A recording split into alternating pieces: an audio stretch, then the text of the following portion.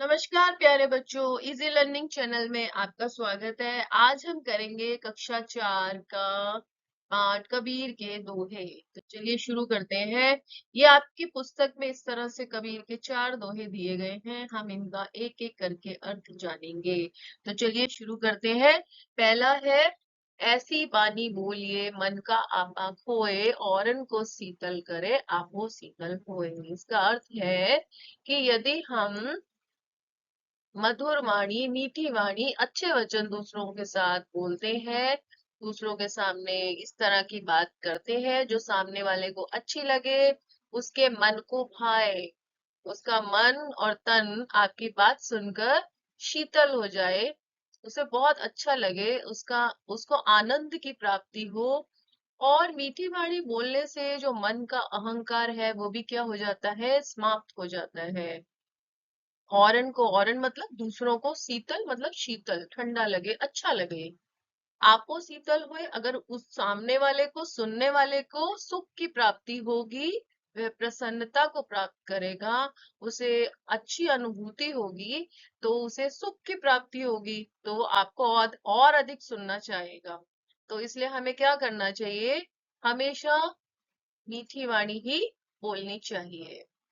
तो इससे शिक्षा हमें क्या मिलती है, सदा दूसरों को सुख पहुंचाने वाली व अपने को भी शीतलता प्रदान करने वाली मीठी वाणी बोलनी चाहिए। ऐसा नहीं है कि हम मधुर वाणी बोलते हैं तो दूसरों को सुख की प्राप्ति होती है, उससे आपको भी अच्छा लगता है। ठीक है, तो हमेशा अच्छे शब्दों का प्रयोग करें, मीठी वाणी का प्रयोग करें, कड़वे शब्दों को त्याग दीजिए। ठीक है, तो चलिए चलते हैं दूसरे दोहे की तरफ। अब इसमें है, करे बुराई सुख चहे कैसे पावे कोई, रोपे बिरवा आग को आम कहाते कोई। मतलब कहते हैं कि अगर हम चाहते हैं कि जो व्यक्ति दूसरों के साथ बुरा करता है, हम क्या सोच रहे हैं कि हम दूसरों के साथ बुरा करते रहे और हमें सुख की प्राप्ति हो जाए, ऐसा नहीं होता है। अगर हम दूसरों के साथ बुरा करते हैं तो हमारे साथ भी कहीं ना कहीं बुरा हो जाता है। तो यहाँ कबीर जी ने बहुत अच्छा उदाहरण दिया है। आक होता है, आक का पेड़, ये जो आप देख रहे हो आक का पेड़ है, इसमें बहुत ही कड़वे फल आते हैं। कहने को तो ये भी पेड़ है। वो कहते हैं यदि हम दूसरों को दुख पहुंचाते हैं तो हम क्या करते हैं, अपने जीवन में आक का पेड़ उगाते हैं। ठीक है, अब उसमें फल भी कैसे आएंगे, आक के पेड़ में तो आक के फल ही आएंगे, कड़वे फल आएंगे। उसी प्रकार से यदि हम दूसरों को दुख देते हैं तो हमें भी दुख मिलेगा। और अगर हम दूसरों के साथ अच्छा व्यवहार करते हैं, हम चाहते हैं कि उसको भी सुख की प्राप्ति हो, तो इसका मतलब हम क्या कर रहे हैं, आम का पेड़, मीठे मीठे आम के पेड़ बो रहे हैं, तो उसमें क्या होगा, अगर पेड़ बड़ा होगा तो हमें भी आम ही मिलेंगे। तो वो क्या कहते हैं, यदि हम दूसरों की बुराई करते हैं तो हमें भी वापस बुराई मिलती है, दूसरों को दुख देते हैं तो हमें भी दुख ही मिलता है। जिस प्रकार से यदि हम आक का पेड़ उगाते हैं तो हमें आक के फल ही मिलेंगे, ऐसा नहीं है कि हमें आम मिल जाए। ठीक है, तो हमें बेकार में सुख की इच्छा नहीं रखनी चाहिए, अपने कर्मों के द्वारा ही हमें सुख की प्राप्ति होती है। तो शिक्षा क्या मिलती है, बुरे कर्मों का परिणाम भी बुरा ही होगा। तो चलिए चलते हैं तीसरे दोहे की तरफ। जाति ना पूछो साधु की पूछ लीजिए ज्ञान, मौल करो तलवार का पड़ा रहने दो म्यान। देखिए, वो कहते हैं यदि आपको किसी से ज्ञान प्राप्त करना है तो ज्ञान प्राप्त करने से पहले आप उस व्यक्ति से ये नहीं पूछोगे कि उस व्यक्ति की पहचान क्या है, उसका जन्म कहाँ हुआ है, वो कैसी वाणी बोलता है, वो किस धर्म से है, वो किस जाति से है, उसके कर्म क्या है, क्या ये सब नहीं देखोगे आप। आपको उससे ज्ञान लेना है, आपको उसके अच्छे कर्मों के द्वारा अपने जीवन को सफल करना है। तो आपको उसकी जाति पूछने से कोई मतलब नहीं होना चाहिए। आपका पूरा और पूरा ध्यान केवल ज्ञान प्राप्ति की तरफ ही होना चाहिए।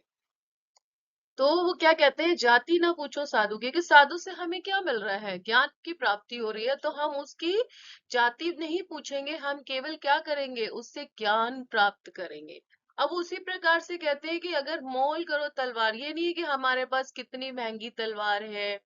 ठीक है, तलवार का काम जो होगा उससे तलवार का काम ही लेना होगा। ऐसा नहीं है कि उसका जो म्यान म्यान बोलते हैं जिसके अंदर तलवार को रखा जाता है, ये नहीं है कि वो बहुत सुंदर है, उसके ऊपर हीरे लगे हुए हैं, पर उसके म्यान से हमें मतलब नहीं है। हमें किस चीज से मतलब है? तलवार से। वो कितनी धारदार है, वो कितना अच्छा काम कर सकती है। ठीक है, ऐसा नहीं है कि बहुत अच्छा म्यान है, बहुत सुंदर सोने का उसके ऊपर हीरे जड़े हुए हैं, और जब अंदर से तलवार निकाली तो उसमें कोई धार ही नहीं है, वो कोई काम ही नहीं कर सकती, तो उसका महत्व जो है वो खत्म हो जाता है।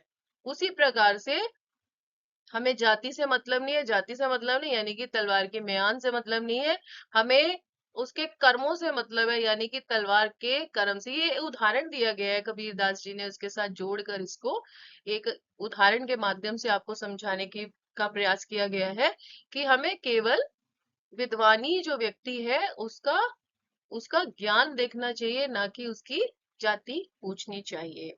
तो इस दोहे से हमें क्या शिक्षा मिलती है कि हमें हर व्यक्ति के साथ सम्मान और समानता का व्यवहार करना चाहिए, हर किसी को रिस्पेक्ट देना चाहिए, इक्वालिटी के साथ रहना चाहिए, है ना।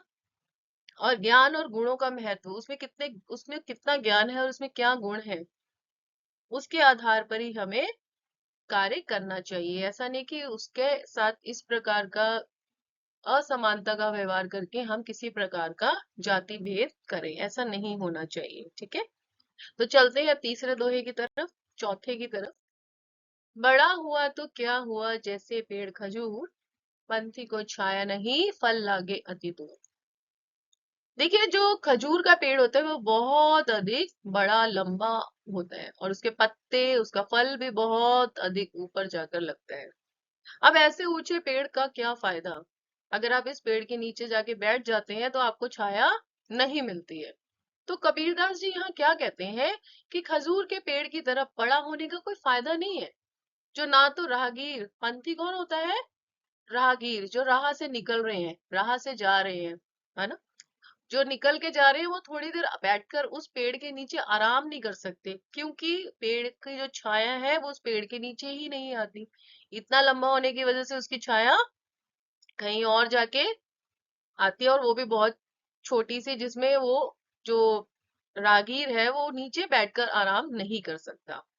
तो वो कहते हैं कि ना तो उसके फल आसानी से हम तोड़ सकते हैं, फल भी अगर आपका कुछ खाने का मन भी कर रहा है, खजूर बहुत मीठा होता है, अगर आपका मन करे कि मैं खा लूं, तो ऊपर चढ़ने के लिए भी आपको बहुत प्रयास करना पड़ेगा, तब जाके आपको फल की प्राप्ति होगी। तो इसी प्रकार से क्या कहते हैं, अगर कोई व्यक्ति बड़ा भी हो गया, वो बहुत विद्वानी है, उसका समाज में बड़ा सम्मान है, उसका बहुत नाम है, यदि वह किसी के काम ही नहीं आ रहा, उसके नाम से, उसके सम्मान से, उसके परिवार वालों को, उसके मित्रों को, इस समाज को यदि कोई फायदा नहीं होता, तो उसका बड़ा होना बेकार है। तो यहाँ जो खजूर का पेड़ है, ये इसी का उदाहरण दिया गया है इसके साथ। तो हमें इस दोहे से क्या शिक्षा मिलती है कि अगर कोई व्यक्ति बड़ा भी हो जाए, बड़ा इन द सेंस हाइट में बड़ा नहीं, सम्मान में, समाज में जो उसका जो नाम है ना, उसके आधार पर यहाँ बड़ा बोला गया है। लेकिन उसका बड़ा होना दूसरों के काम ना आए, तो उसका बड़ा होना व्यर्थ है, बेकार है। ठीक है, तो उम्मीद है बच्चों आपको ये चारों दोहे समझ आए होंगे। यदि कोई डाउट हो तो आप उससे पूछ सकते हैं। तो मेरे चैनल को सब्सक्राइब करें, लाइक करें एंड शेयर करें। धन्यवाद। आज की वीडियो में इतना ही, अगले वीडियो में हम इसके प्रश्न उत्तर करेंगे, तो आप वीडियो को जरूर देखिएगा। तब तक के लिए अपना बहुत सारा ध्यान रखें। धन्यवाद।